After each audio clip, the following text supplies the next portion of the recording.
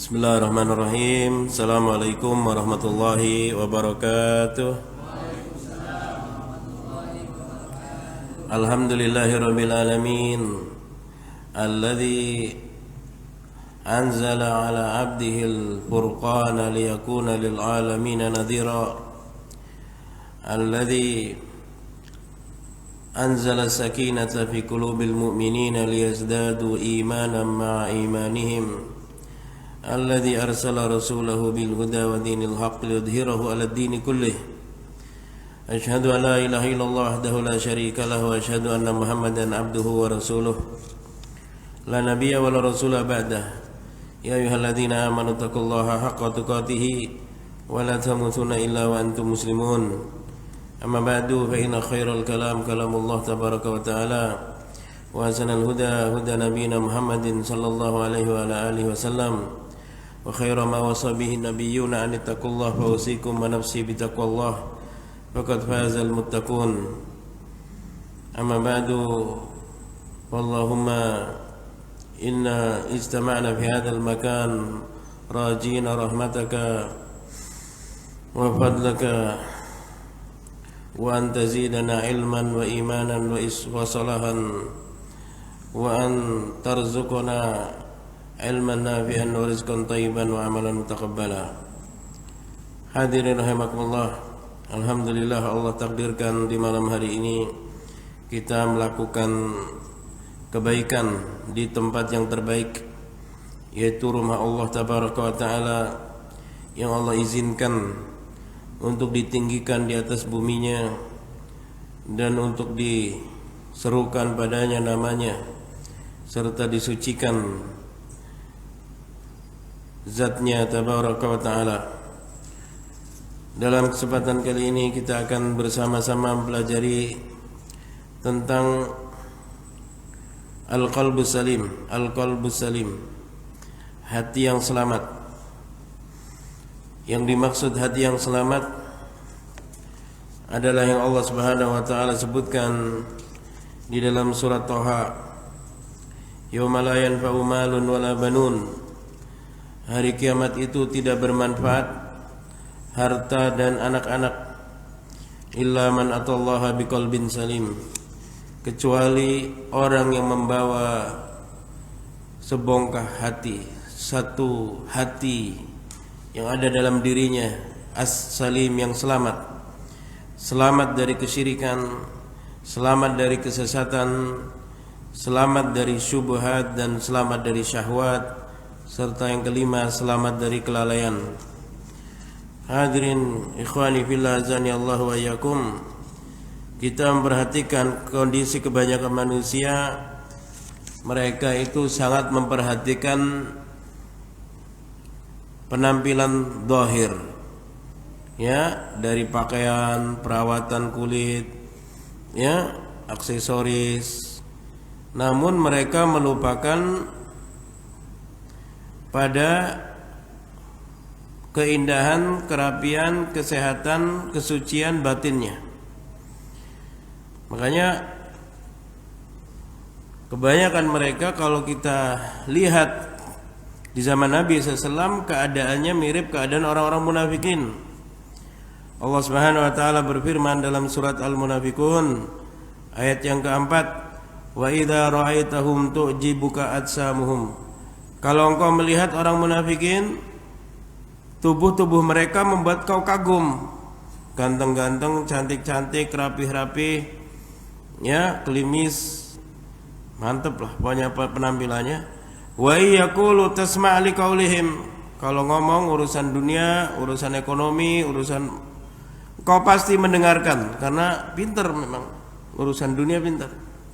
Tapi kata Allah taala, ka'annahum khusyubum musannadah, mereka seperti kayu yang tersandar. Maksudnya seperti kayu yang tersandar apa? Tidak ada gunanya buat agama. Kayu kalau disandarin di tembok enggak kepake gitu. Maksudnya orang munafikin itu enggak mau beramal untuk agama. Hartanya juga enggak mau untuk agama, badannya, tenaganya juga enggak mau, akalnya, lisannya juga enggak mau. Jadi ustadz enggak mau, jadi donatur enggak mau, jadi panitia juga nggak mau, nggak ada gunanya untuk agama. Ka'annahum khusyubum musannadah, mereka seperti kayu yang tersandar. Ya, kalau untuk dirinya mau, tapi untuk agama nggak mau. Padahal untuk agama itu juga untuk dirinya sendiri. Ya, yahsabuna kulla sayhatin alaihim, mereka mengira semua teriakan itu menyalahkan mereka.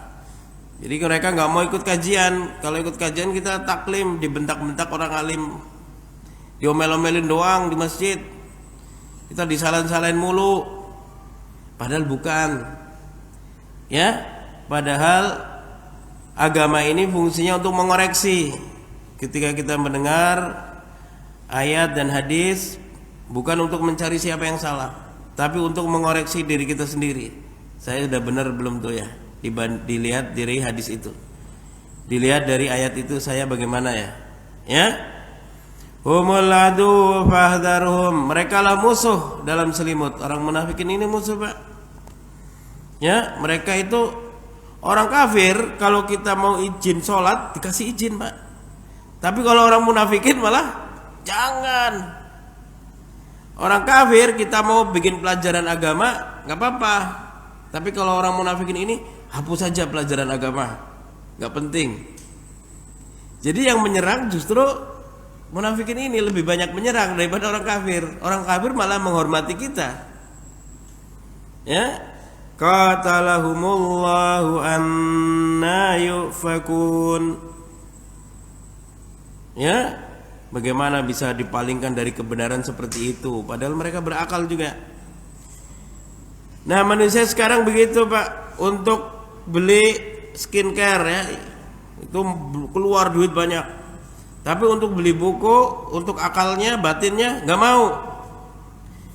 Untuk ikut apa? Jalan-jalan, oke. Tapi ikut daurah nggak mau. Gratis mau, kalau bayar nggak mau. Ya, dulu ada seorang salaf berdiri di depan WC umum, dia menangis. Penjaga WC umum ini bertanya, kenapa kau menangis ya Syekh? Kalau nggak punya uang nggak apa-apa, masuk aja gratis. Syekh ini berkata, bukan itu. Aku teringat surga. Kalau mau masuk tempat yang bernajis saja seperti ini harus keluar duit, kotor seperti ini aku harus keluar duit. Bagaimana orang mau masuk surga nggak mau keluar duit, nggak mau berinfak, bakhil. Ya, makanya ciri orang munafikin dua: satu kurang zikir, dua bakhil. Ciri orang mukmin dua juga: satu dia banyak zikir kepada Allah, dan dia apa? Tidak bakhil, dia karom, punya sifat suka ngasih. Ya.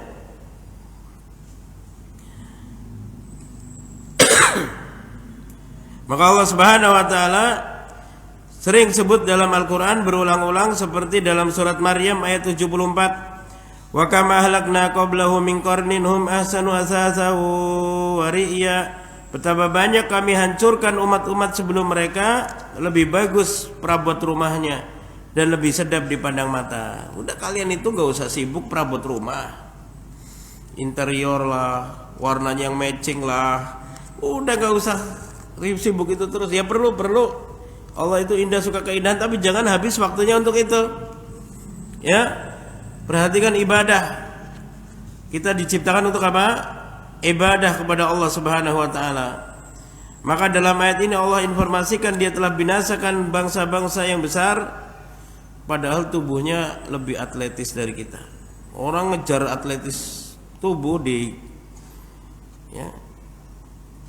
gym, Pak. Tuh berjam-jam tiap hari. Apa bedanya fitnah sama fitness, Pak? Fitnah itu kejam, fitness itu ke gym, Pak. Itu bedanya.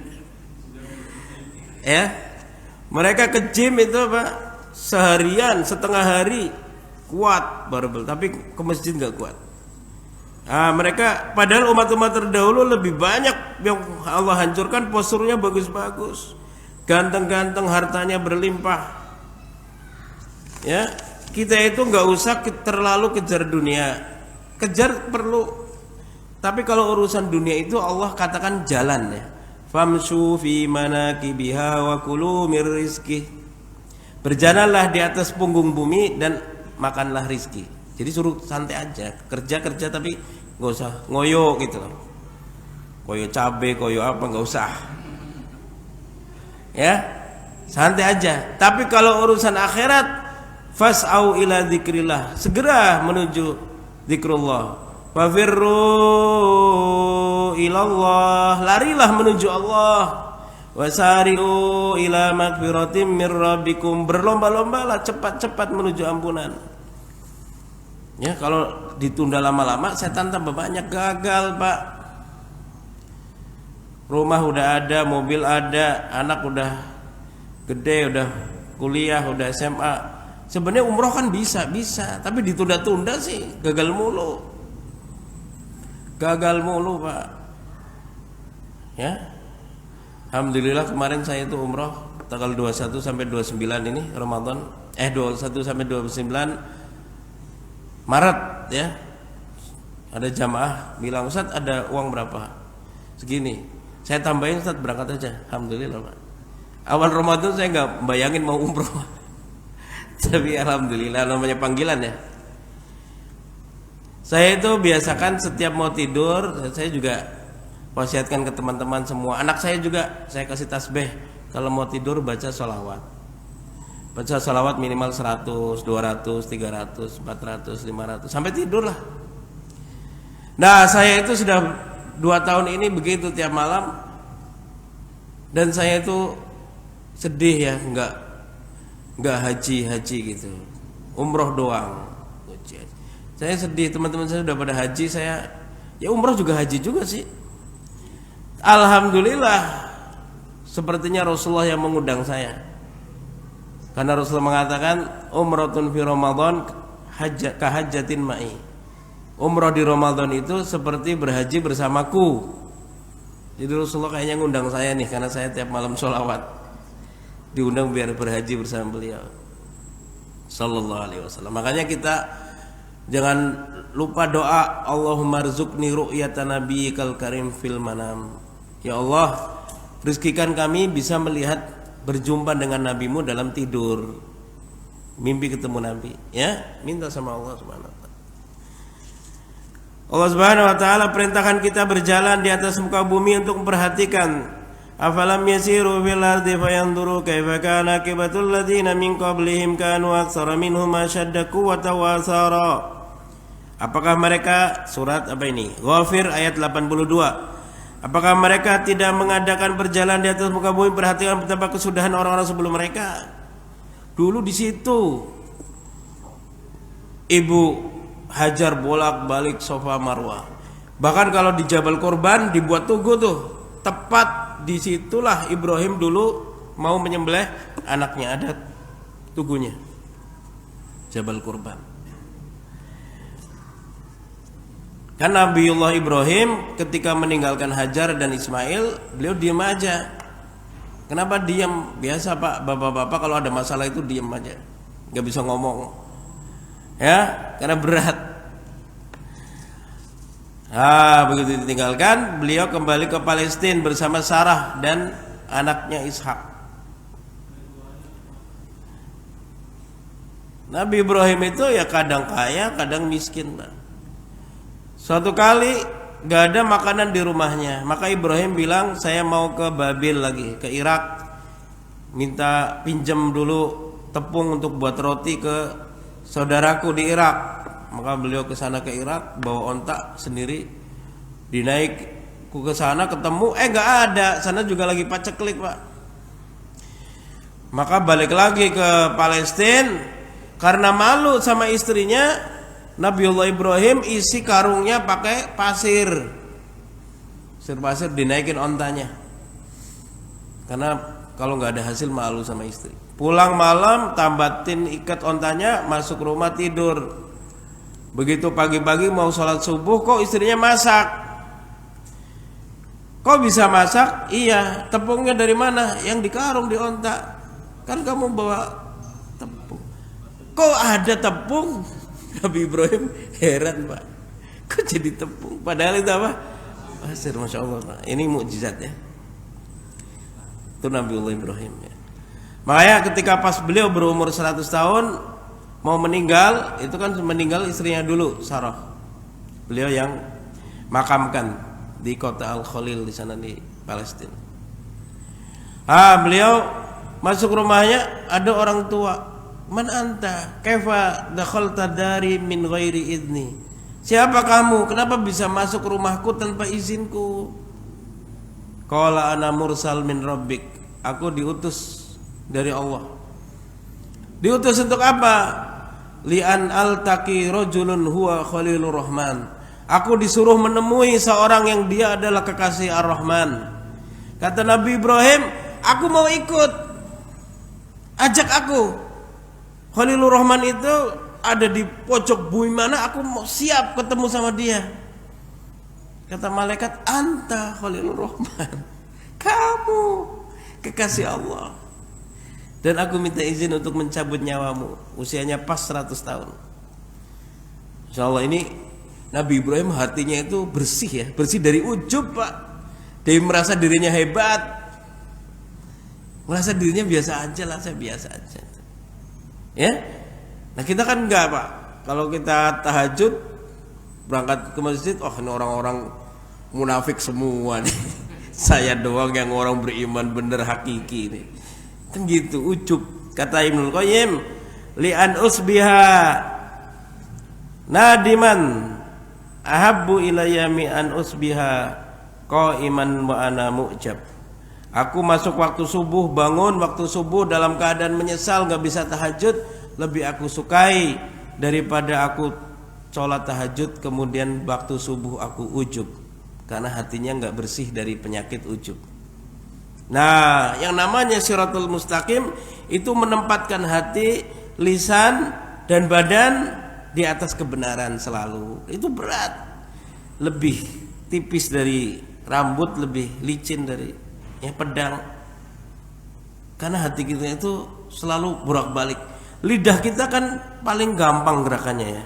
Hati kita lebih gampang lagi berbolak-baliknya, Pak. Ya. Makanya tidak ada yang selamat kecuali yang diselamatkan oleh Allah Subhanahu wa taala. Fama aghnanhum ma kanu yaksibun. Tidak bermanfaat apa yang mereka usahakan. Karena usahakannya dunia doang. Nyarinya duit doang. Ya, duitnya enggak ditukar dengan pahala.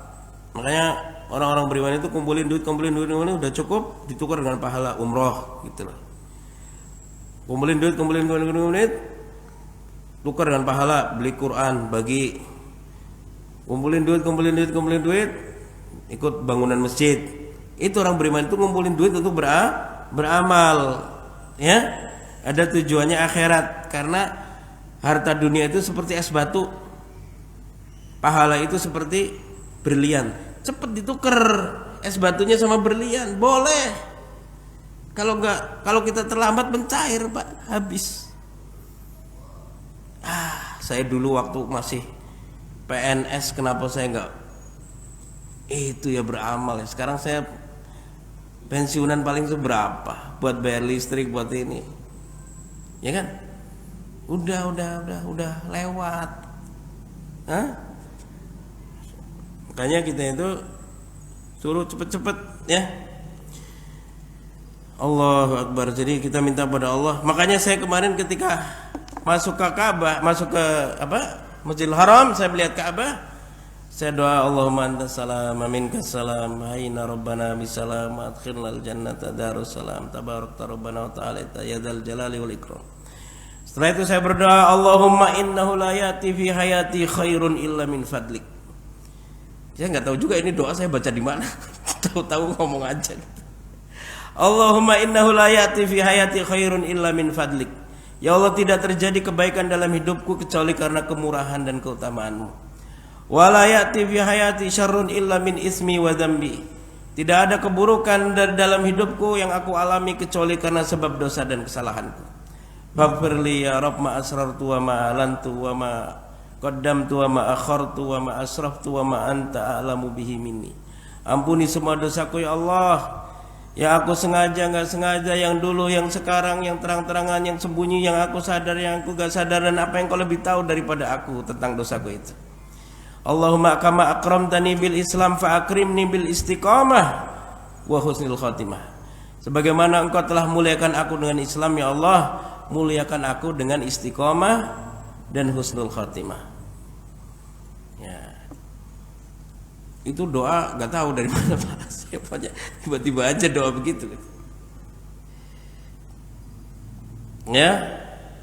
Ilham dari Allah. Sama seperti saya keluar Batang, saya tahu-tahu doa. Ada doa yang waktu itu saya catat bagus sekali, nggak tahu tiba-tiba datang dari Allah gitu. Ya. Ya, Allah mudahkan kita, udah dikasih kemudahan, diajarin doanya lagi. Fatalaqa Adam mir rabbih kalimat. Maka Adam diajari kalimat-kalimat untuk berdoa oleh Allah. Ya. Hadirin rahimakumullah. Makanya Allah Subhanahu wa taala ketika Adam itu dulu bermaksiat, Allah jadikan auratnya terbuka. Demikian juga Hawa. Para ulama mengatakan siapa yang auratnya terbuka, bukti bahwa Allah murka pada dia. Bukti bahwa Allah murka pada dia. Makanya jamaah rahimakumullah, jangan bilang anak saya masih kecil, enggak saya suruh pakai jilbab. Belum balik, belum wajib. Begitu udah balik, dia udah punya tanggung jawab sendiri, bukan tanggung jawab saya. Terus kamu kapan bagiannya? Pendidikan itu dari umur 10 sampai 15 ya, paling kita jaga anak-anak kita. Ya, anak-anak kita itu seperti bayangan kita sih Pak. Kalau kitanya ke masjid juga mereka ke masjid. Kalau kita nonton bola mereka nonton bola Pak. Kalau gol kita lompat mereka lompat juga Pak. Sama anak-anak itu terserah kita Pak. Betul ya. Walibasut taqwa dzalika khair. Dan baju takwa itu lebih baik. Maksudnya baju itu ada dua, baju badan dan baju batin. Baju badan ini, baju batin itu ketakwaan, dan itu lebih baik. Jangan dilepaskan ketakwaan. Jangan kita kumpul orang jahat, ikut-ikutan deh jadi jahat. Kumpul sama orang yang omongannya kasar, ikut-ikutan deh jadi kasar. Jangan Pak. Tetap baik, orang kasar pun gak suka orang kasar Pak. Orang galak juga gak suka orang galak Pak. Orang pelit gak suka orang pelit. Kalau kita jadi baik, Pulau Gadung itu kan dulu preman ya kan. Kalau kita kesana baik, ketemu preman kita kasih makanan, kita lembut sama dia, dia baik Pak sama kita. Ya, karena masih punya fitrah ya. Dzalika khair. Maka perhatikanlah baju ketakwaan itu, baju batin kalian. Ya, makanya inti ketakwaan akarnya itu ada di hati. Dzalika wa may yu'azzim sya'airallahi fa innaha min taqwal qulub, surat Al-Hajj ayat 32. Siapa yang mengagungkan syiar-syiar Allah, maka itu dari ketakwaan yang ada dalam hati. Makanya jamaah rahimakumullah, Allah itu kan melihat dari manusia dua, ya kan? Dalam hadis riwayat Muslim, innallaha la yanzuru ila suwarikum wala ila samikum walakin yanzuru ila qulubikum wa amalikum. Allah tidak melihat pada badan kalian dan pakaian kalian, tapi Allah melihat hati dan perbuatan. Jadi Allah nggak melihat postur, ini cakep pahalanya banyak, ini jelek pahalanya dikit aja. Nggak gitu Pak, nggak gitu, Enggak, bahkan para sahabat ketika ngobrol orang yang masuk surga itu siapa? Itu tuh perempuan yang hitam itu tuh. Perempuan hitam enggak cantik.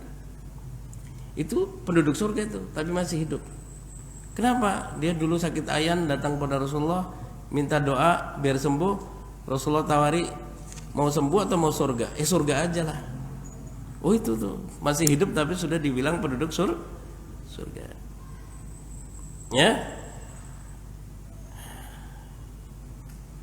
Kalau kita, jadi kejadian Uwais Al-Qarni di tempat sampah, dia kelaparan, dia ambil roti, kemudian dia mau makan, ada anjing kelaparan, dia bagi dua sama anjing.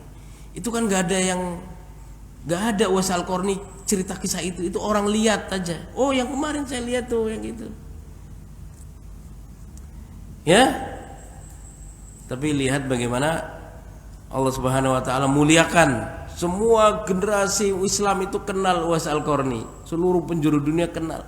Padahal kejadiannya mungkin di pojok pasar, atau kejadiannya ketakwaan itu di tengah kamarnya, di tengah rumahnya, dalam kamarnya, di tempat yang sunyi. Istrinya dengar dia nangis, istrinya cerita ke anaknya cerita ke temannya, seluruh dunia tahu, Pak.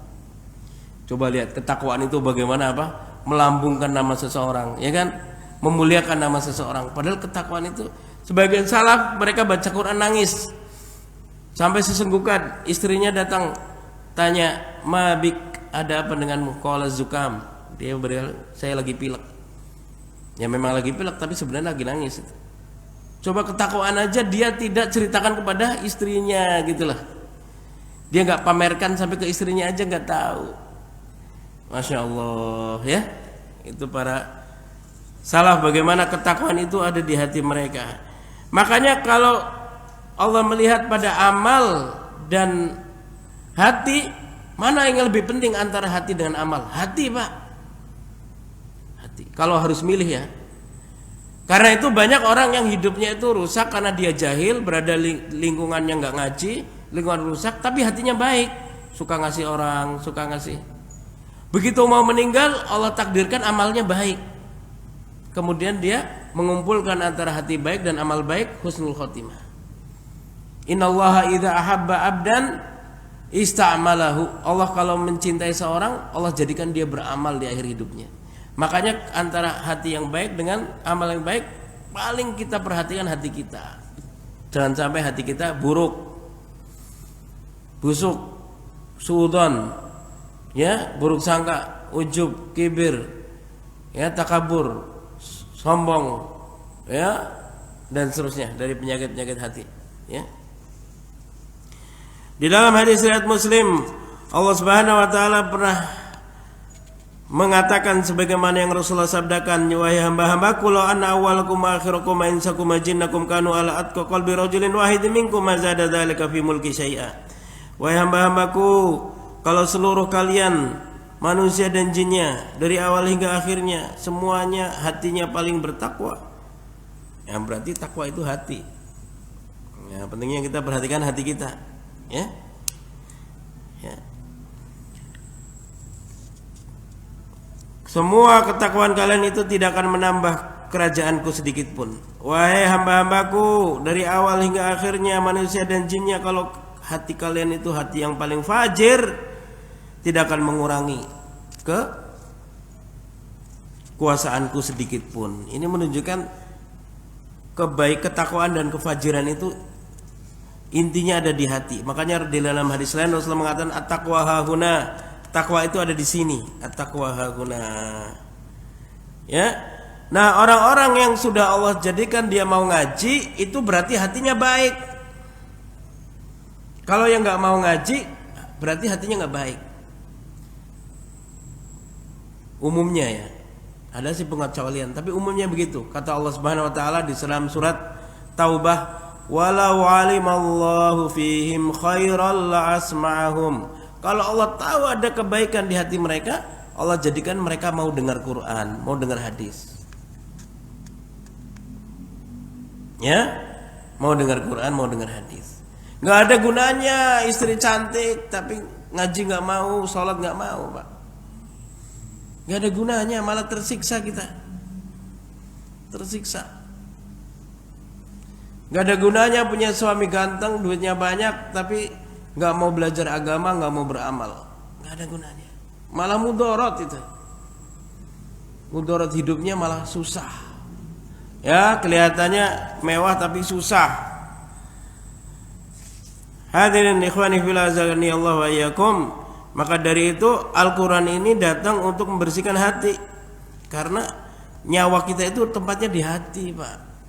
Di hati, di dada kita ini. Makanya nyawa itu kan bergerak dari bawah ya. Pernah nemenin orang sakaratul maut enggak? Kalau pernah lihat kakinya, pegang kakinya, dingin, Pak. Dinginnya itu naik. Saya dulu 2008 istri saya meninggal kan. Saya di pangkuan saya pegang dinginnya naik. Istri saya minta maaf sama saya. Salim ya. Begitu sampai dada. Nah, ini berat karena tercabut dari sini rohnya. Akarnya roh ada di dada itu, di dalam hati itu. Itulah yang Allah Subhanahu wa taala firmankan dalam surat Yunus surat ke-10 ayat 57. Ya ayyuhan nas, wahai manusia, qad ja'akum mau'izatun mir rabbikum, telah datang pengajaran dari Rabb kalian, wa shifaa'un lima fis sudur, dan obat bagi yang ada dalam dada-dada, hati yang ada dalam dada. Jadi Quran ini obat hati, hati. Ya, kadang juga jadi obat fisik, tapi yang pertama, fungsi pertamanya obat hati. Makanya orang stres baca Quran. Ya, orang takut baca Quran. Orang gelisah baca Quran. Allah akan turunkan ketenangan. Allah juga mengatakan dalam surat Ali Imran ayat 164, laqad manallahu 'alal mu'minina id ba'atsa fihim rasulan min anfusihim yatlu 'alaihim ayatihi wa yuzakkihim. Allah telah anugerahkan pada kaum mukminin dengan dibangkitkannya seorang rasul dari jenis mereka. Alhamdulillah. Rasulullah itu manusia seperti kita. Ya, bukan dari golongan jin. Kalau jin kan ngaji ke manusia, Pak. Kita enggak ngaji ke jin karena manusia dan jin lebih pintar manusia. Iblis termasuk golongan jin. Ketika terbukti Adam itu berilmu, iblis disuruh hormat sama Adam. Hormati orang berilmu, sujud sama dia. Ya kan? Ini perintah pertama yang kita baca di Quran, menghormati orang berilmu. Ilmu dunia kita hormati. Ahli ilmu dunia kita, apalagi ahli ilmu agama, kita hormati juga. Makanya sebagian salaf mengatakan, aku mendengarkan hadis dari seorang pemuda, sungguh aku diam dan perhatikan, padahal aku sudah hafal hadis itu sebelum pemuda itu lahir. Sebelum dia lahir saya sudah hafal, tapi karena saya menghormati ilmu yang dia bawa, saya diam. Padahal saya sudah tahu. Itu untuk menghancurkan karang kesombongan di hati kita, Pak. Saya punya murid sudah LC, saya ngajilah sama dia. Dia bikin pengajian di masjid, yang ikut banyak, Masya Allah. Saya ikut ngaji aja murid saya. Padahal di LC dulu murid saya bahasa Arab, Pak. Ada murid saya S2 sudah dari dosen, saya ngaji sama dia juga. Gak apa-apa. Untuk menghancurkan kesombongan yang ada dalam hati kita. Makanya orang tahfidz itu, Pak, hafalan Quran setor ke temennya.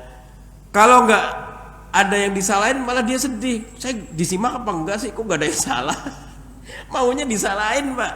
Coba orang hafalan Quran maunya disalahin. Begitu ini kantum salah, harusnya begini. Oh iya, makasih ya. Ini coba fitrahnya itu kembali, bahwa manusia itu disalahin itu seneng, diingetin salahnya itu malah seneng. Alhamdulillah.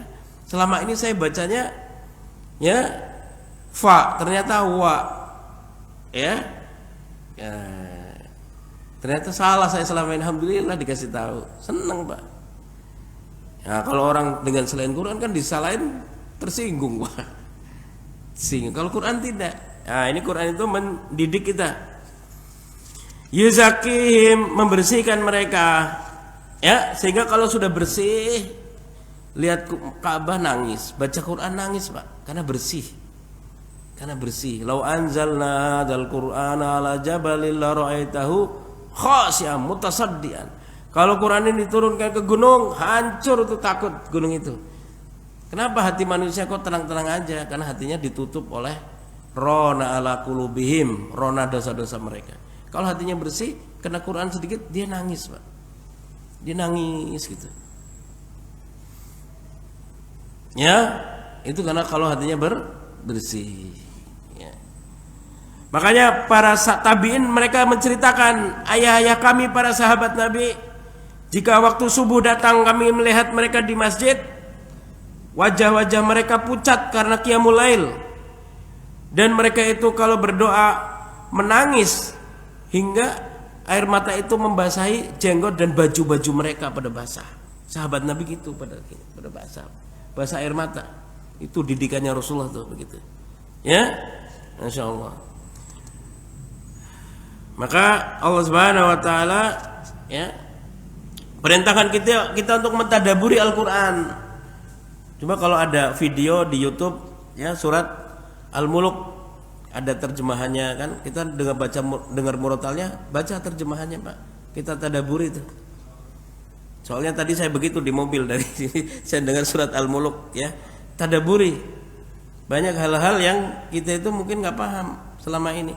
Kanahum khusyubum musannadah itu kan saya baru paham ketika dulu baca buku ini. Mereka orang munafikin seperti kayu yang tersandar. Maksudnya apa sih? Oh, maksudnya nggak berguna buat agama, nggak mau memberikan andil buat agama. Ya. Afalam yasiru fil ardi fatakuna lahum qulubun yaqiluna biha. Mengapa mereka tidak berjalan di muka bumi sehingga hati mereka berakal, hati mereka hidup lagi. Jadi ayat Allah ada ayat qauliyah Al-Qur'an kita baca melihat Al-Qur'an pahala. Ada ayat kauniyah alam kita lihat pahala juga membaca situasi dan membaca pesan-pesan ilahi. Makanya kita lihat Maqam Ibrahim, Masya Allah ya, itu ayat juga, bukan ayat Quran tapi ayat kauniyah. Kita lihat Hijr Ismail, kata Ibnu Ishaq ahli tarikh, di bawah Hijr Ismail itu ada kuburan Nabi Ismail dan Hajar ibunya di situ ya, dikubur di situ ya. Nah lihat kita Padang Arafah, lihat kita Mina, lihat kita Musdalifah, kita minta pada Allah ya.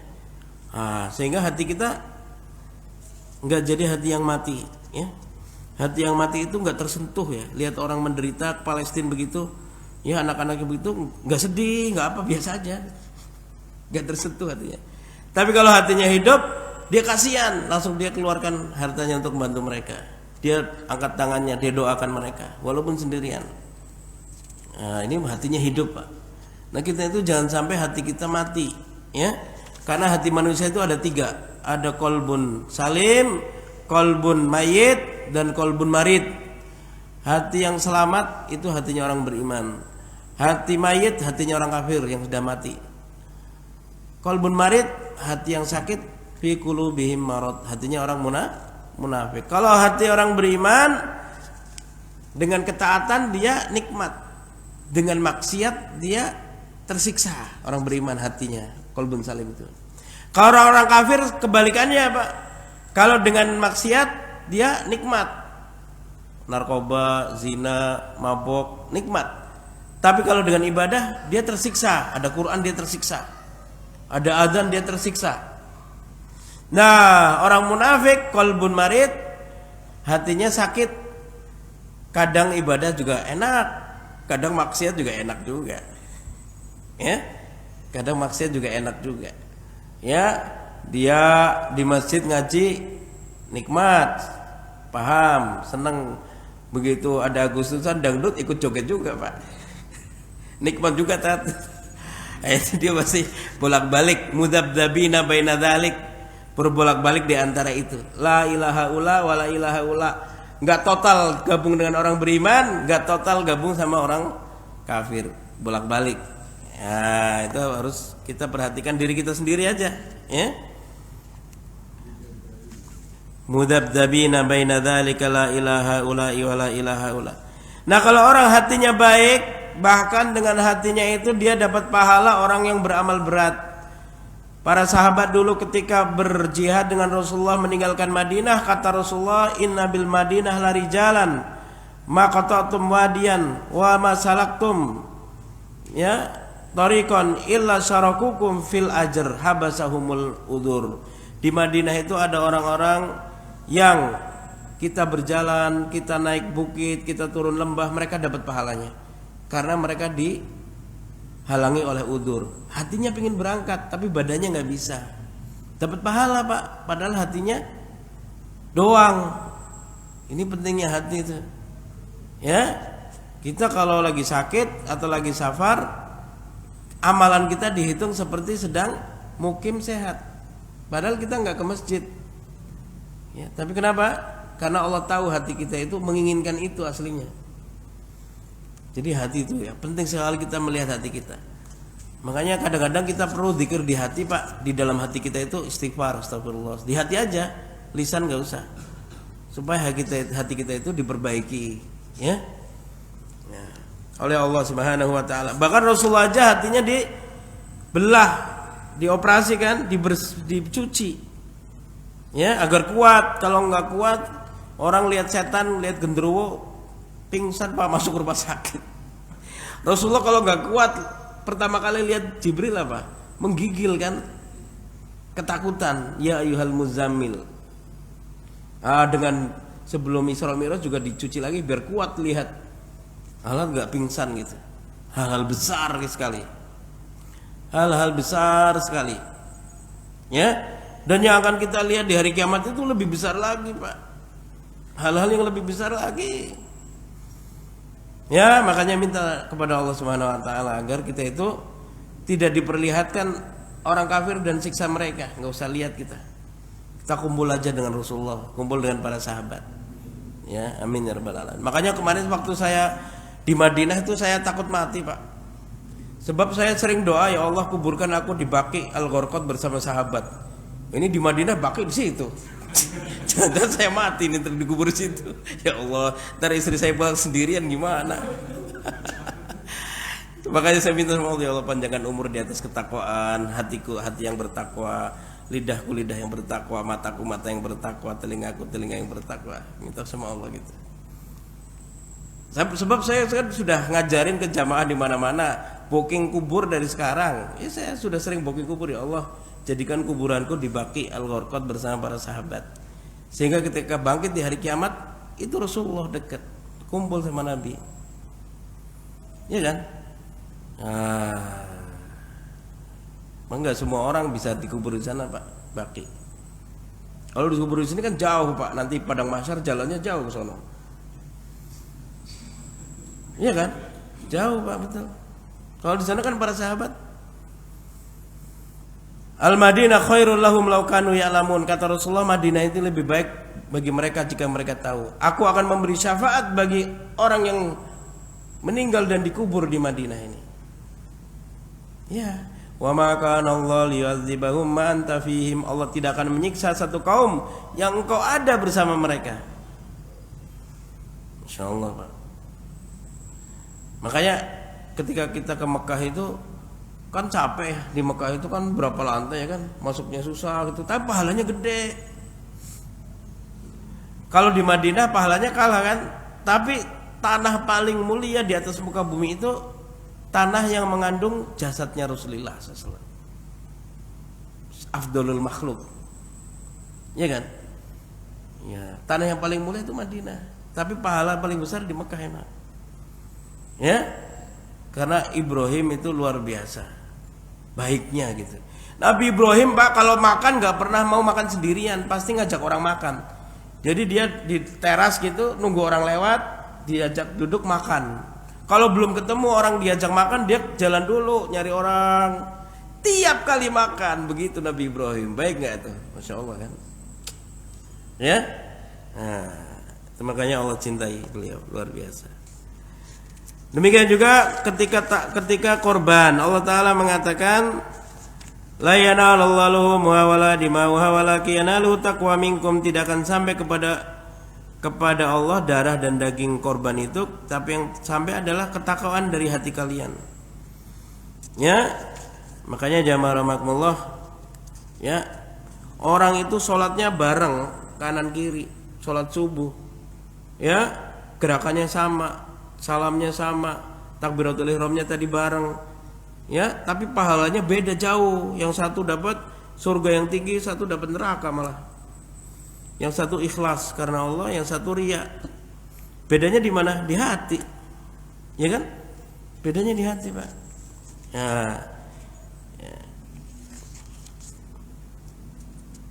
Nah, apalagi kita ini istiqomah. Istiqomah juga, apalagi kita ini di akhir-akhir Ramadan nih. Di akhir Ramadan, nanti habis Ramadan selesai, jangan selesai ibadahnya. Ya, dapat oleh-oleh dari Ramadan lah, apa gitu. Jangan, kalau dibandingkan Syawal sama Ramadan nggak mungkin lah, nggak apple to apple. Karena di Ramadan ini kan setan dibelenggu, jadi ibadah itu enteng. Ya kan? Satu hari sebelum Ramadan dengan tanggal 1 Ramadan beda nggak masjid-masjid? Beda jauh. Langsung rame gitu, enteng banget. Ya, nanti juga ketika Syawal berat lagi, Pak. Subuh berat lagi orang-orang. Ya. Maka kita bandingkan Syawal ini dengan Sya'ban. Apa yang kita dapat nih? Yang Sya'ban saya belum lakukan, sekarang Syawal dapat apa? Tahajud. Ya, yang kita biasa sekarang alarmnya jam 3, setengah 4, jangan dibuang, hapus alarmnya, Pak. Tetap kasih alarm jam 4 kayak ya, 4 kurang seperempat, tetap ada tahajudnya walaupun 2 rakaat. Baca Qur'annya tetap ada. Ya, puasanya puasa sunnah tetap ada. Jangan sebulan gak ada puasa sama sekali, bahaya, Pak. Ya, apa 3 hari, apa Senin Kamis atau Kamis saja ada puasa. Semua kebahagiaan di dunia ini didapat dengan penderitaan. Allah udah tetapkan itu, nggak bisa. Kenikmatan didapat dengan kenikmatan nggak ada di alam semesta itu, nggak ada. Yang ada kenikmatan didapat dengan penderitaan. Makanya semua orang-orang hebat itu dari nabi, para ulama, semuanya itu alumni universitas penderitaan, Pak. Mereka dulu menderita semuanya. Gak ada yang gak menderita. Semuanya itu penderitaan semua mereka. Begitu menderita, disitulah keluar nilai mereka. Seperti kelapa, ya kan? Jatuh, sakit. Habis itu dicabik rambutnya. Habis itu habis itu parut, habis itu pers baru keluar santannya. Kemampuan kita itu keluar dengan itu, Pak, dengan penderitaan. Hanya penderitaan. Makanya orang-orang kaya itu anaknya itu lemah. Saya punya teman orang di Bintaro, orang kaya, hebat dia pemimpin. Kalau bikin keputusan tepat, Pak. Sekarang dia ke Bandung, anaknya di sini bingung, Pak. Punya keluarga sendiri, dia bingung. Tanya saya, Ustadz, saya gini gimana ya? Saya gini gimana? Lo antum kan kepala keluarga, masa mau memutuskan semua tanya ke anak? Karena dia selama ini selalu bergantung kepada bapaknya. Istilahnya pohon pisang itu kalau nggak dipisah dari induknya dia nggak bakalan gede, Pak. Harus dipisah. Ya, kalau di Arab sana biji korma biar bisa tumbuh harus dikasih batu, harus ditekan baru dia bisa tumbuh. Kalau nggak ditekan kena angin-angin nggak tumbuh-tumbuh. Ya, itu kehidupan itu begitu. Ya. Makanya Allah katakan tadi di dalam surat Asy-Syu'ara, bukan Toha ya, surat Syu'ara ayat 88 89, yauma la yanfa'u malu wala banun illa man atallaha biqalbin salim. Hari ketika tidak bermanfaat harta dan anak-anak kecuali yang datang kepada Allah membawa hati, sekeping hati yang bersih, yang salim, yang selamat. Dari apa? Selamat yang pertama dari kesyirikan. Ya, jangan menuhankan setan. Sekarang orang ngomongnya bukan setan sih, jin. Jin kan ada yang muslim, Ustaz. Emang dia muslim? Iya, ngakunya muslim. Kan pembohong jin itu, Pak. Jin itu kadzub, pembohong. Kata Rasulullah kepada Abu Hurairah yang menjaga zakat fitri, 3 malam diambil sama setan yang berbentuk manusia. Ini menunjukkan setan itu bisa tasyakul. Ini juga menunjukkan zakat fitrah itu dari 3 hari sebelum Idul Fitri boleh dibagikan. Menunjukkan zakat fitrah itu dikumpulin di masjid dari zaman Nabi. Begitu. Ya. Dan menunjukkan ayat kursi itu, ya. Ayat kursi itu menjadi tameng kita dari bisikan syaitan, dari godaan syaitan. Ya. Kesyirikan ini ya Allah dulu itu murka pada seluruh penduduk bumi, karena di bumi semuanya berhala besar semua. Zaman batu besar, ya kan, megalitikum. Di Indonesia batu-batu besar, berhala besar, seluruh dunia kecuali baqaya min ahlil kitab, kecuali sedikit dari ahli kitab, dari pengikut Musa yang masih ada. Pengikut Musa yang masih ada, kalau ada raja lewat di Eropa, mereka disuruh ruku, mereka jatuhin duit koin. Ketika rajanya lewat, dia ambil koin sambil berbisik, ruku saya hanya untuk Allah, sujud saya hanya untuk Allah.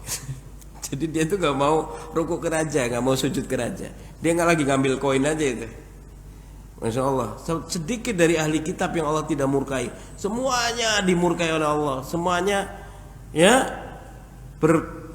menghamba kepada setan yang ada dalam patung-patung itu, Pak. Makanya setan itu kalau kita muliakan, dia tambah menjajah kita, Pak. Disuruh kita bikin tato, disuruh kita telanjang, disuruh kita tindik, suruh kita gini. Lihat orang suku-suku itu yang dijajah oleh setan di luar Jawa. Ya, tapi kalau kita hinakan setan, setan lemah. Kata Rasulullah, ludahi kiri. A'udzu bikalimatillahi tammah atau a'udzu billahi minasyaitonir rajim. Kalau kita marah, setan membesar. Kata Rasulullah ketika lihat sahabat ada yang naik ontanya terprosok, dia marah, setan. Kata Rasulullah, jangan bilang setan. Nanti setan akan membesar serumah. Tapi bilang bismillah, dia akan mengecil seperti lalat. Makanya sebagian ulama kita mengajarkan kalau kita naik motor, naik mobil, perbanyak bismillah. Bismillahirrahmanirrahim. Bismillahirrahmanirrahim. Bismillah. Selamatan, biar gak terprosok tadi. Ya. Sebagian ulama bilang 50 kali baca bismillahirrahmanirrahim, 50 kali. Selamat sampai tempat, sampai tujuan. Ya. Berdasarkan hadis itu. Ya. Wa may yuridillahu yahdiyahu yashrah sadrahu lil Islam. Allah berfirman dalam surat Al-An'am surat ke-6 ayat 125, siapa yang Allah ingin beri hidayah, Allah jadikan dadanya itu lapang menerima Islam. Wa man yurid an yudillahu yaj'al sadrahu dayiqan harajan ka'annama yas'adu fis sama. Siapa yang Allah ingin dia tersesat jalan hidupnya, Allah jadikan dadanya sempit. Dalam menerima Islam itu sempit, gak suka dengan Islam, seakan-akan dia naik ke langit. Ya. Ya, jadi gak suka dengan orang pakai baca Quran. Ini agama Arab nih, bukan agama asli kita. Katanya gitu. Ini bukan agama pribumi sini, agama impor nih. Memang agama asli kamu apa? Hindu juga dari impor. Buddha juga impor. Agama asli kamu apa? Enggak ada. Kalau kamu mau asli pribumi ya seperti patung Kendedes itu, nggak usah pakai atasan ya kan, pakai bawahan aja kan, telanjang semua itu. Setan permainkan mereka begitu, Pak. Sampai manusia itu seperti binatang dibuat oleh setan. Nggak pakai baju, nggak mandi, ya. Dihinakan oleh setan. Ya. Sanulqi fi qulubil ladzina kafaru ru'ba. Kami akan lemparkan pada hati orang-orang kafir itu, orang musyrik itu ketakutan karena kesyirikan mereka kepada Allah. Jadi mereka itu kalau dengar azan tuh takut banget. Ya, kalau waktu dulu ada konflik di Ambon itu, kalau ada perang itu masjid-masjid nyetel takbiran Allahu Akbar, langsung deg-degan tuh orang kafir. Orang kafir di kesempatan lain bilang, kalau perang jangan pakai itu dong, jangan pakai Allahu Akbar dong. Emang kenapa? Kita jadi panas dingin gitu. Ketakutan luar biasa, Pak.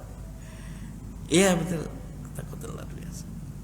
Ya, itu karena kesyirikan yang ada dalam hati mereka. Kedua adalah kesesatan, yaitu bid'ah. Ya, ikut aliran-aliran sesat seperti Syiah yang membenci kepada para sahabat, yang setiap hari mendoakan laknat bagi Abu Bakar dan Umar. Itu gak boleh ya, kita benci kepada sahabat-sahabat Nabi. Atau Khawarij. Khawarij itu teroris yang musuhnya itu umat Islam gitu. Kalau semakin ngaji semakin benci sama umat Islam, itu semakin dibenci sama dia, Pak. Aneh kan? Semakin dia musuhin orang masjid-masjid, semakin dia pengen bunuh mereka. Itu begitu terorisme Khawarij. Ada juga aliran Mu'tazilah. Mu'tazilah itu yang akal itu di atas wahyu. Akal itu di atas wahyu. Nah, ini juga sesat. Liberal lah di sini namanya apa? Liberal. Dzalikal kitabul la raiba fih. Itu kitab yang tidak ada keraguan, yang itu yang jauh, yang di Lauhul Mahfuz. Kalau yang hada ada keraguannya. Kan yang enggak ada keraguannya yang dzalika, yang itu. Kalau yang hada ada keraguannya. Wah, besar nih. Tapi sekarang udah mulai hilang nih liberal, Mu'tazilah karena duitnya habis. Karena dulu yang ngasih bayaran kan Amerika, Pak. Yang udah habis ya udah, ya. Yang mereka cari duit aja. Makanya kalau kita belajar agama, cari apa sih kita belajar agama? Cari apa? Mau jadi tokoh, mau jadi populer, mau jadi pejabat, nggak usah belajar agama. Kalau untuk itu niatnya. Sebagian salaf dulu mereka mengirim anaknya untuk belajar. Kemudian kirim surat ibunya, wahai anakku, bacalah hadis, 5 hadis, tulislah, hafalkanlah, kemudian lihat dirimu. Kalau engkau bertambah baik dengan hadis itu, teruskan. Tapi kalau engkau tidak berubah dengan kau tahu ilmu itu, sama aja dengan kau nggak belajar, pulang aja, nggak usah jadi ulama. Pulang aja. Nggak bakat kau jadi ulama, ya? Karena ilmu itu nggak semua orang bakat jadi ulama, Pak. Makanya kita belajar agama bukan buat jadi ulama sih kalau di luar pesantren ini, tapi untuk menjadi orang bertakwa. Kenapa? Karena gak bisa masuk surga kalau gak bertakwa, Pak. Udah Allah tetapkan kalau neraka itu uiddat lil kafirin, disediakan bagi orang kafir. Tapi surga Allah gak mengatakan uiddat lil muslimin, gak ada ayatnya. Disediakan surga bagi orang Islam, gak ada. Yang ada uiddat lil muttaqin, disediakan bagi orang bertakwa. Ya, makanya kita itu belajar maksudnya itu biar jadi orang bertakwa, Pak. Orang bertakwa, orang kenal nggak sama. Bahkan kita suruh zuhud, jangan terlalu kenal banyak orang, Pak. Ya. Nah, itu penyakit kedua. Penyakit pertama kesyirikan. Penyakit kedua kebidahan atau kesesatan. Penyakit ketiga adalah syahwat. Syahwat, ya. Pertama sih nggak enak ngerokok, minum, lama-lama enak, lama-lama pingin, Pak. Lama-lama keterusan, lama-lama dagang narkoba. Orang beli narkoba itu seperti beli bakso, Pak. 15.000 dapat sabu. Ya betul. Ya, atau orang naudzubillah sodomi, ya. Makanya orang tuh tahu Ahmad Dhani nggak? Ahmad Dhani itu bilang ke anaknya, kamu mau ke Inggris, kalau kamu mabok jangan terlalu mabok gitu. Kalau kamu terlalu mabok ntar kamu disodomi. Karena gay di Inggris itu banyak banget. Kalau sudah disodomi pasti jadi gay, karena orang itu seperti vampir. Siapa yang digigit ntar dia juga berubah jadi vampir. Naudzubillah min dzalik. Ya. Makanya khamar itu umul khaba'is, induk semua keburukan, jangan ikuti, ya. Nah, kemudian yang keempat, ya, syubhat. Setelah syahwat, syubhat. Syubhat itu keraguan-raguan, kerancuan. Dibuat ragu-ragu. Tadinya dia yakin khamr itu haram, tapi begitu ada yang bilang kalau khamrnya cuma seseloki doang mah nggak apa-apa, buat jamu, nggak apa-apa. Itu syubhat, itu mulai masuk syubhat. Sholat 5 waktu, tapi kalau nggak bisa 5 waktu ya nggak apa-apa. Ntar kan kita sholat sunnah juga ditambah buat nutup sholat wajib yang kurang. Enak banget ya. Itu syubhat tuh masuk, rusak agama seorang. Ya, dan syubhat itulah dulu yang dibilang oleh iblis kepada Adam. Mana kuma rabbukuma antilkuma syajarati illa takuna malakaini aw takuna minal khalidin. Kalian itu nggak dilarang dari makan ini kecuali supaya nggak jadi malaikat. Itu syubhat tuh, pikirannya Adam dirusak. Kalau syahwat seperti Barsiso, ya kan, kisah Barsiso. Tahu kan kisah Barsiso itu? Dititipin anak gadis, dia ahli ibadah, abang-abangnya lewat kan, pergi dulu. Ya, pertama nggak mau ngomong, lama-lama nganterin makanan, pingin jawabannya, ini dimakannya, ditunggu, iya. Lama-lama zina, lama-lama hamil. Saat itulah setan bilang bunuh aja. Ntar bilang ke abangnya dia sakit mati, dibunuhlah mati. Terus abangnya berapa waktu kemudian datang, mimpi adiknya dalam mimpi bilang saya dibunuh oleh dia. Lihat kuburannya dibuka, ternyata benar ada bukti pembunuhan. Ditangkaplah Barsiso, mau dihukum bunuh. Setan datang, sujud pada saya, nanti saya selamatkan kamu. Maka dia sujud pada Barsiso, dihukum penggal dan tidak diselamatkan oleh iblis.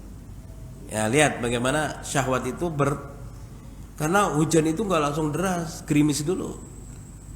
Godaan juga begitu, Pak.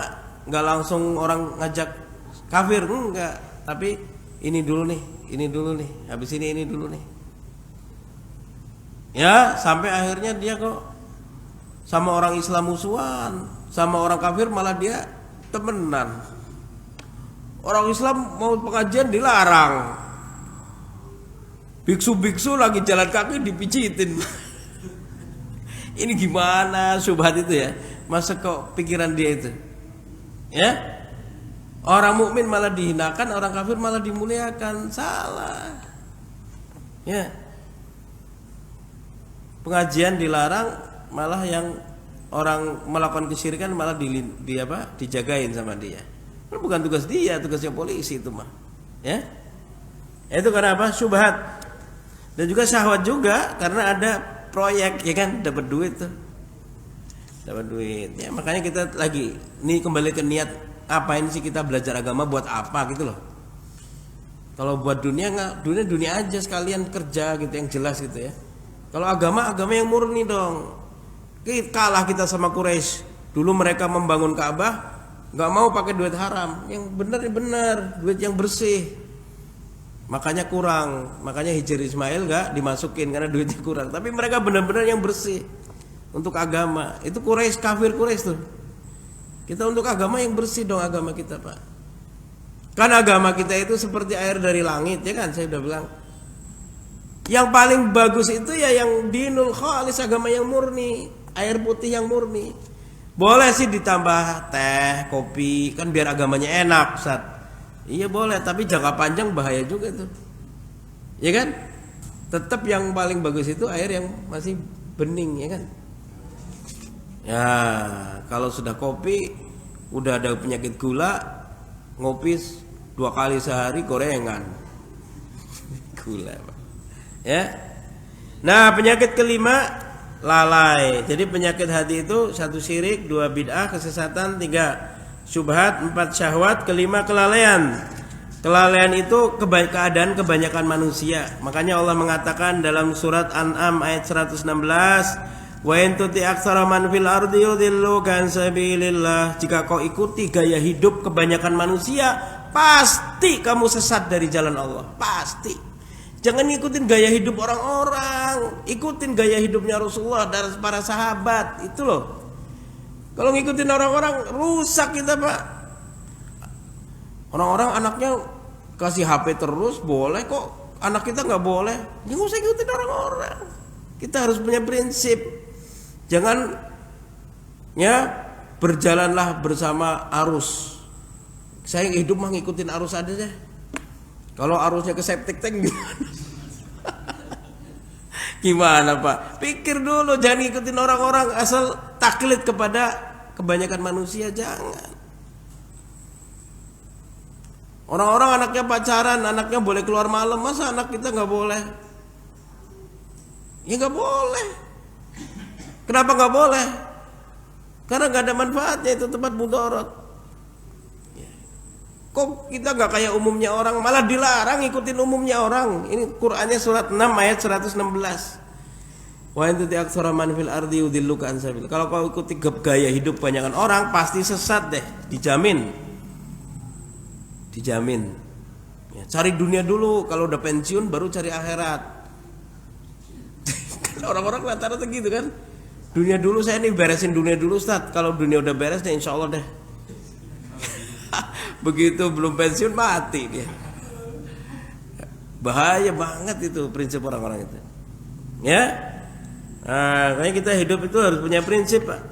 Ya. Karena cuma ikan yang mati yang mengikuti arus. Kalau ikan hidup mah lawan arus, Pak. Dia tahu tujuannya. Ya. Nah, ini kebanyakan orang lalai.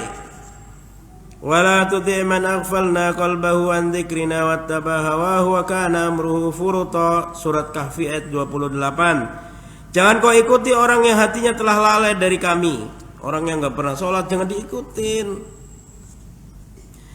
Ya. Wattaba hawa, hidupnya cuma ngikuti keinginan hawa nafsunya, jangan diikutin gitu. Makanya sekarang itu ada orang jualan itu, ada jualan kebutuhan pokok, ada jualan tren, ada Pak. Toko-toko yang jualannya tren gitu loh. Yang gelasnya ngetren, yang keren, yang lagi viral, itu gitu-gitu barang-barang begitu. Padahal sama aja kan. Ya. Nah, itu karena orang mengikuti hawa nafsu, ya. Maka untuk mendapatkan hati yang bersih kita harus selalu bertakwa kepada Allah, minta kepada Allah. Rasulullah mengajarkan kepada kita doa, Allahumma rzuqni qalban saliman wa lisanan shadiqa. Ya Allah, rizkikan kepadaku hati yang selamat dan lisan yang jujur, lisan yang benar. Ya. Maka obat hati ada berapa perkara? 5 perkara. Pertama Al-Quranul Karim dengan tadabur.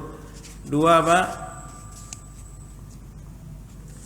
Zikir malam, perpanjanglah. Zikir malam, minta kepada Allah. Ya, berdoa kepada Allah. Cinta kepada Allah dan Rasulnya. Ya, taubatan nasuha, ya istighfar. Dan bergaul dengan orang soleh. Karena jiwa itu nular, Pak. Makanya laki-laki yang kerja di salon lama-lama melambai-lambai, Pak.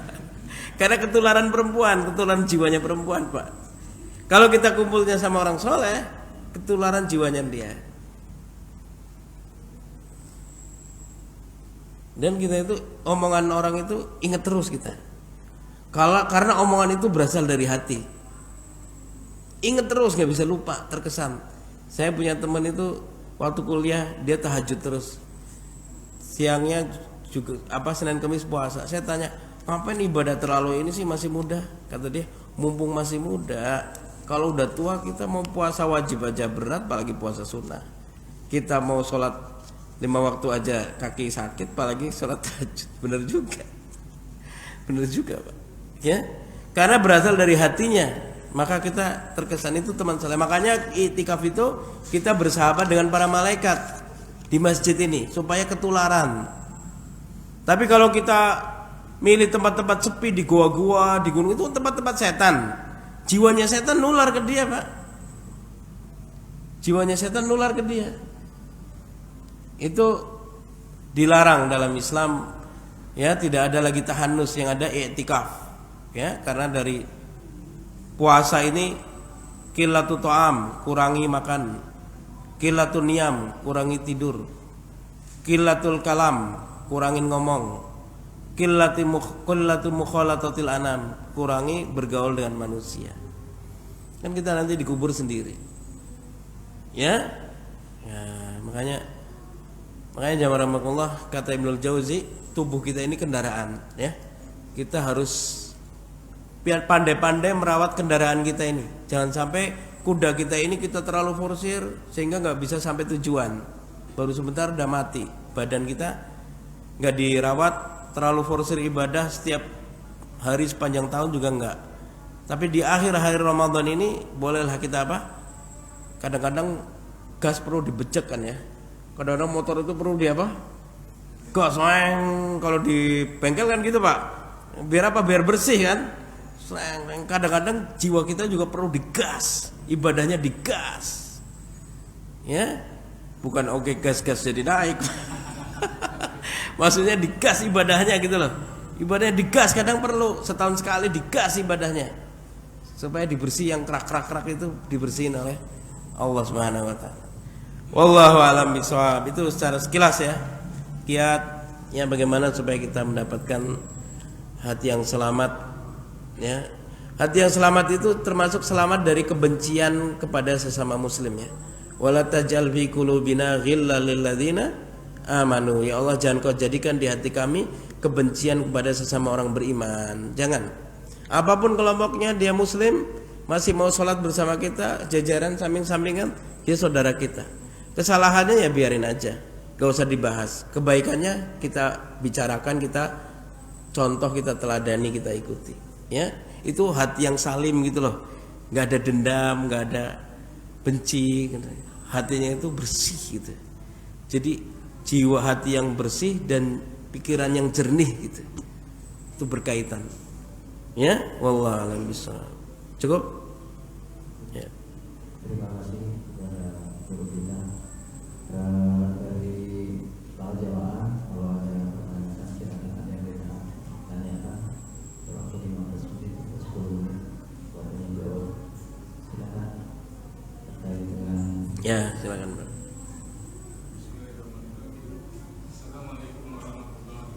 Waalaikumsalam warahmatullahi wabarakatuh.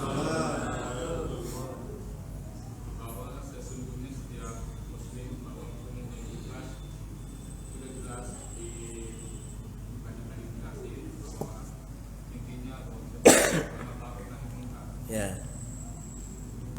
Ini permasalahannya bahwa kita manusia sosial.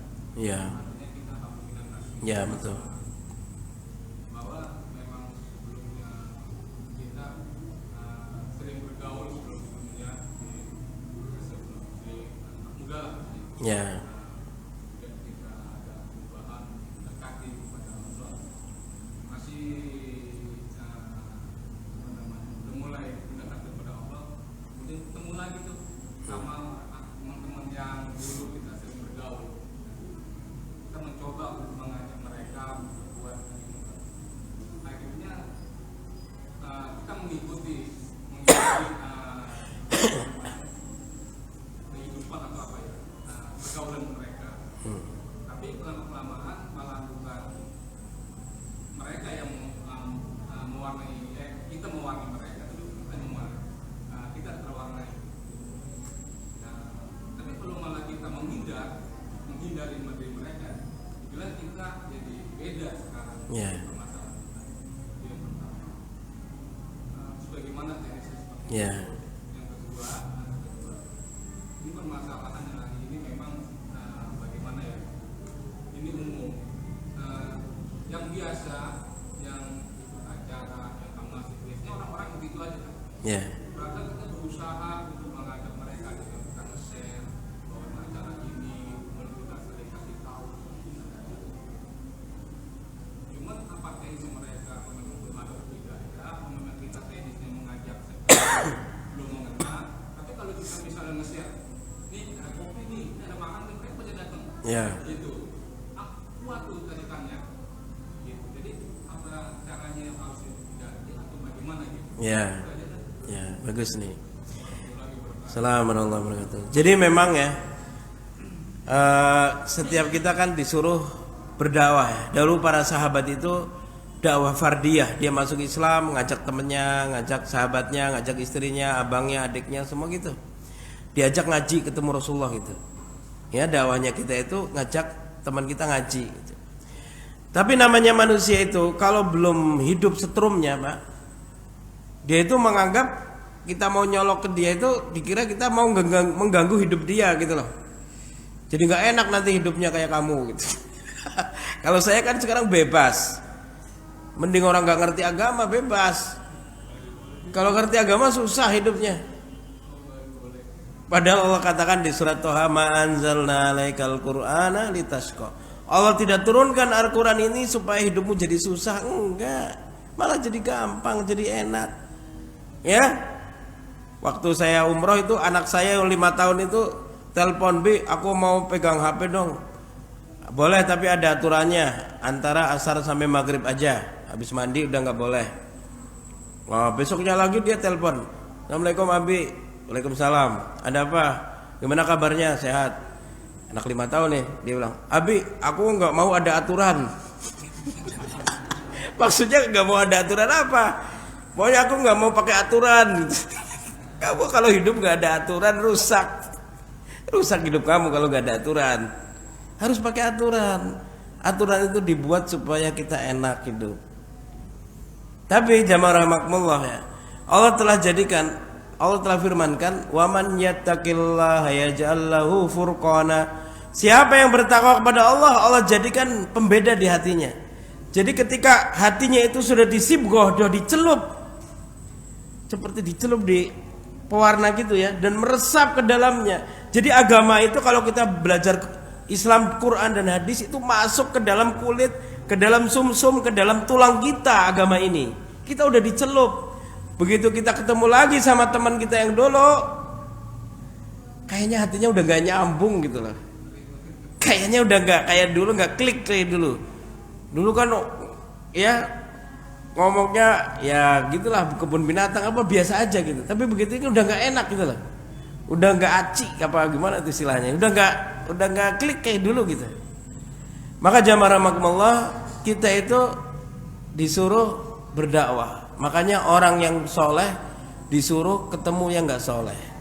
Tapi dalam acara kesolehan, dalam acara kebaikan.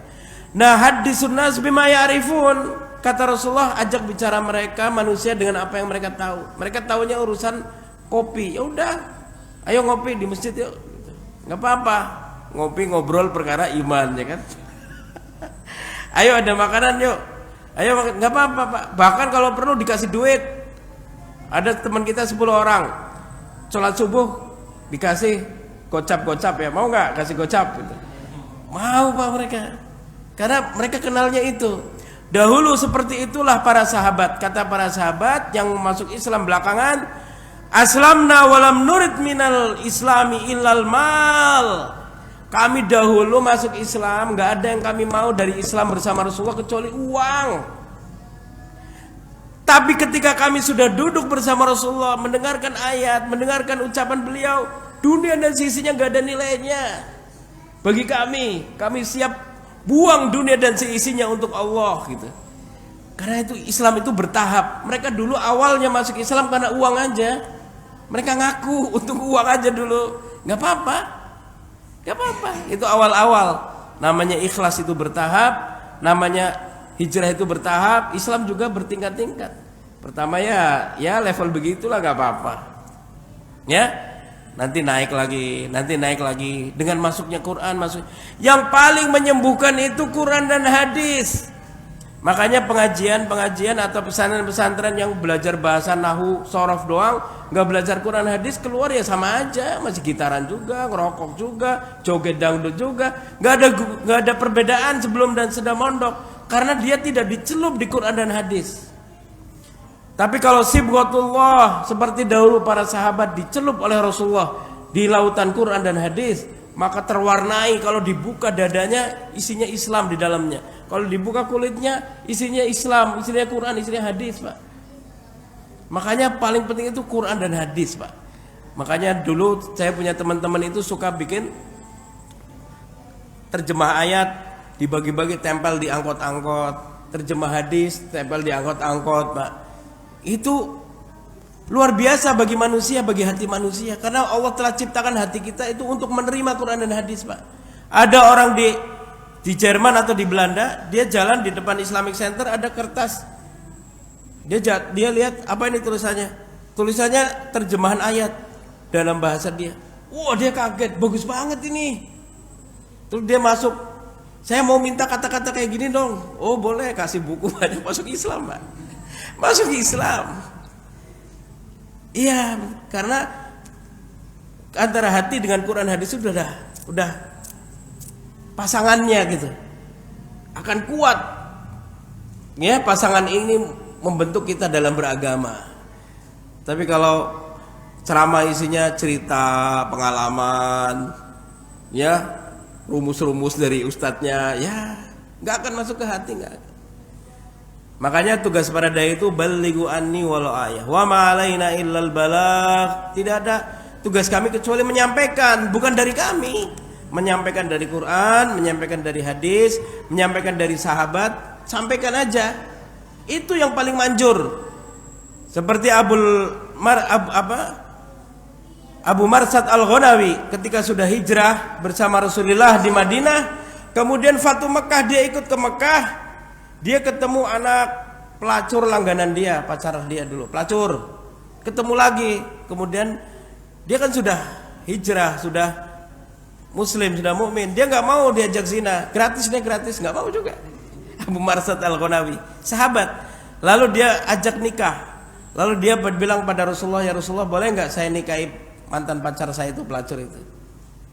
Maka turun surat An-Nur, nggak boleh kalau dia belum tobat. Kalau dia masih kerjanya masih pelacur, nggak boleh.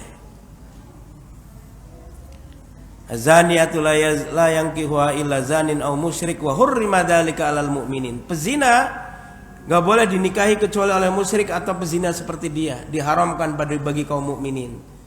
Jadi Abu Marsad Al-Ghanawi ketemu yang temannya dulu, pacarnya dulu, juga masih senang kan? Ya kan kenangannya banyak dengan pelacur itu. Ya dia mau nikahin gitu. Nggak boleh.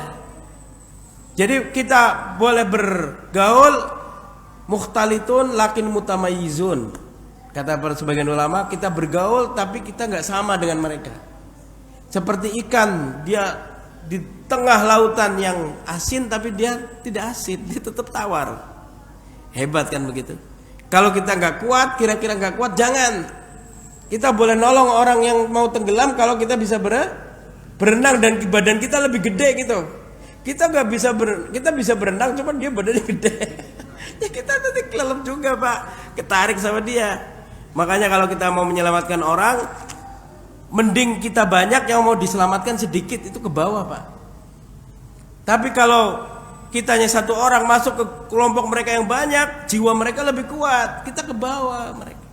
Karena Allah telah tetapkan menarik orang ke atas itu lebih berat daripada menarik ke bawah. Menarik kepada keburukan itu enteng, gampang Pak. Tapi kalau menarik kepada kebaikan itu apa? Berat.